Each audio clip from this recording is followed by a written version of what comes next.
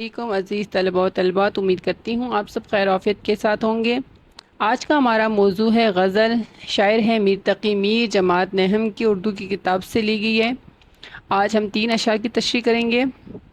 شعر نمبر 1 ہے: فقیرانہ آئے صدا کر چلے، کہ میاں خوش رہو ہم دعا کر چلے۔ تو اس کی تشریح ہم کرتے ہیں۔ میر کو اردو شاعری کا امام کہا جاتا ہے۔ انہوں نے غزل کو ایک نیا رنگ، گہرائی، احساس بخشا۔ ان کے اشعار میں درد، غم، تنہائی، ہجر اور دل شکستگی کا گہرا رنگ ہوتا ہے۔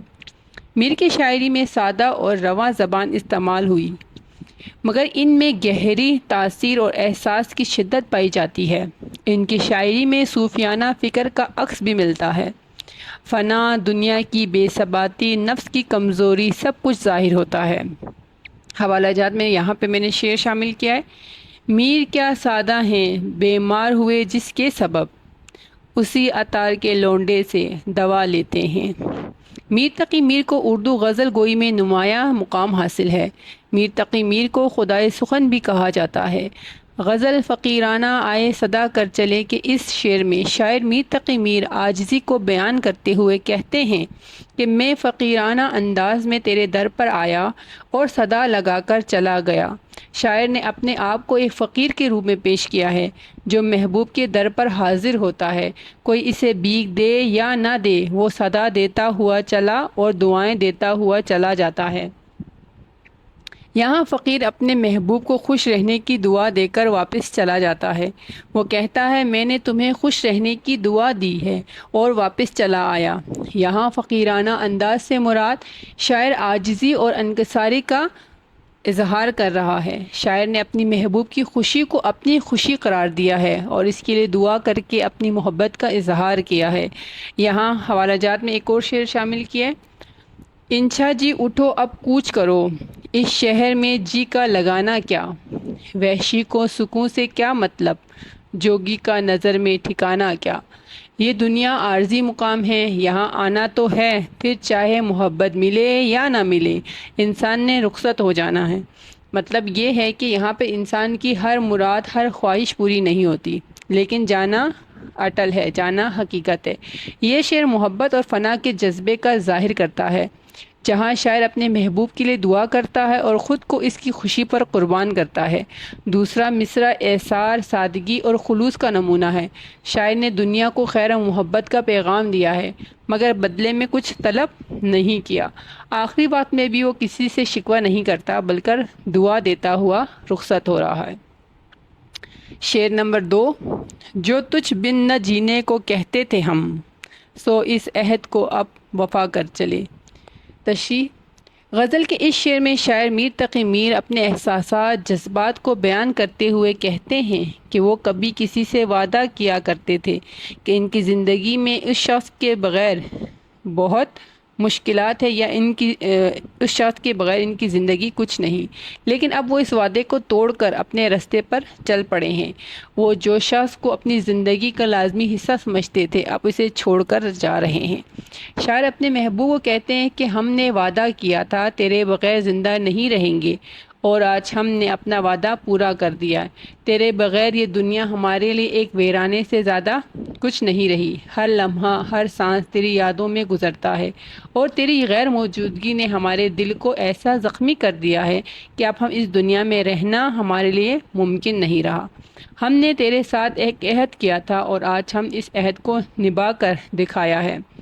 تیرے بغیر یہ زندگی بے معنی ہے، اور ہم نے اس بے معنی زندگی کو چھوڑنے کا فیصلہ کیا ہے۔ یہاں حوالہ جات میں شعر میں نے شامل کیا ہے: تجھ سے بچھڑ کے ہم بھی مقدر کے ہو گئے، پھر جو ہوا سو ہوا، مگر یوں ہوا بہت۔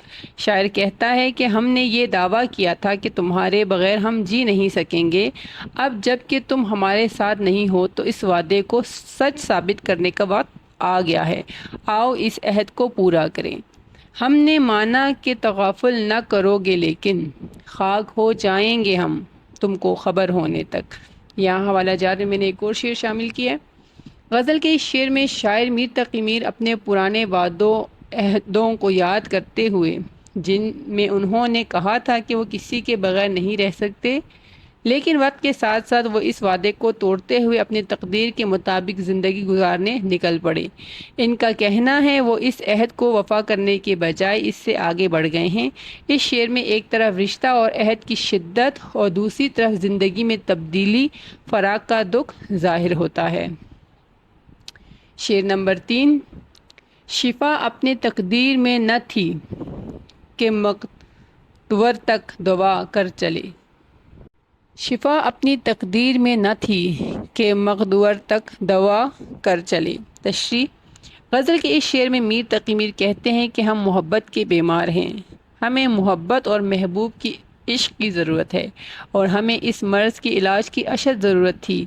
ہم نے بہت سے طبیبوں سے علاج کروایا، لیکن کوئی بھی ہمارے درد کا علاج نہ کر سکا۔ نہ ہمیں ہمارا محبوب ملا، اگر وہ ملتا تو بھی ہمیں کسی علاج کی ضرورت نہ ہوتی، اور نہ ہی ہمیں کسی طرح سے آرام آیا، کیونکہ محبوب کا ملنا ہماری تقدیر میں موجود ہی نہیں تھا۔ شاعر کہتا ہے کہ ہماری تقدیر میں شفا یعنی صحت یابی لکھی ہی نہ تھی۔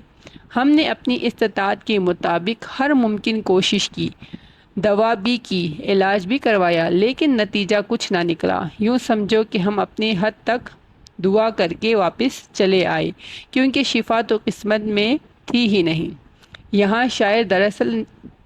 یہاں دراصل شاعر نے تقدیر اور انسان کی کوششوں کے درمیان تعلق کو بیان کیا ہے۔ وہ کہتا ہے کہ ہماری تقدیر میں شفا نہیں تھی، اس لیے ہم نے مقدور بر علاج کیا۔ اس کا مطلب ہے، مقدور کا مطلب طاقت، ٹھیک ہے، ہمت، اور چلے گئے۔ یہ شعر انسان کے محدود کوششوں اور تقدیر کے سامنے بے بسی کو ظاہر کرتا ہے۔ شاعر نے یہاں تقدیر کو ایک طاقتور قوت کے طور پر پیش کیا ہے، جس کے سامنے انسان کی کوششیں بے اثر ہو جاتی ہیں۔ یہ شعر ایک گہرے فلسفے پر مبنی ہے کہ انسان صرف کوشش کر سکتا ہے، لیکن کامیابی یا شفا اللہ کی مشیت یا قسمت پر موقف ہے۔ شاعر نے اس حقیقت کو بہت سادہ مگر دردناک انداز میں بیان کیا ہے۔ حوالہ جات میں یہاں شعر شامل کیا ہے۔ کوشش تو بہت کی مگر مقدر نہ بدلا، دعا بھی مانگی دوا بھی کی مگر اثر نہ ہوا۔ یہاں دراصل شاعر نے تقدیر اور انسان کی کوششوں کے درمیان فرق کو بیان کیا۔ وہ کہتا ہے کہ ہماری تقدیر میں شفا نہیں تھی، اس لیے ہم نے مقدور بر علاج کیا اور چلے گئے، ٹھیک ہے۔ یہ شعر انسان کی محدود کوششوں، تقدیر کے سامنے بے بسی کا ظاہر کرتا ہے۔ شاعر نے یہاں تقدیر کو ایک طاقتور قوت کے طور پر پیش کیا، جس کے سامنے انسان کی کوششیں بے اثر ہو جاتی ہیں، ٹھیک ہے۔ کچھ چیزیں اللہ تعالیٰ نے اپنے ہاتھ میں رکھی، وہ چاہے شفا دیں، وہ چاہے آپ کی حاجت، آپ کی مراد، آپ کی خواہش پوری کریں، چاہے نہ کریں، وہاں انسان بے بس ہو جاتا ہے۔ یہاں پر ایک اور شعر شامل کیا ہے۔ بیمار کو مرے نہ دعا کام آئی، نہ مرہم نہ دوا نہ کوئی کام آئی۔ تو امید کرتی ہوں یہاں تک شعر نمبر 1 کا 3 کی آپ کی تشریح اچھی طرح سمجھ چکے ہوں گے، اور مزید جو ہے اشعار کی تشریح آپ کے ساتھ شیئر کروں گی۔ تب تک کے لیے اللہ حافظ۔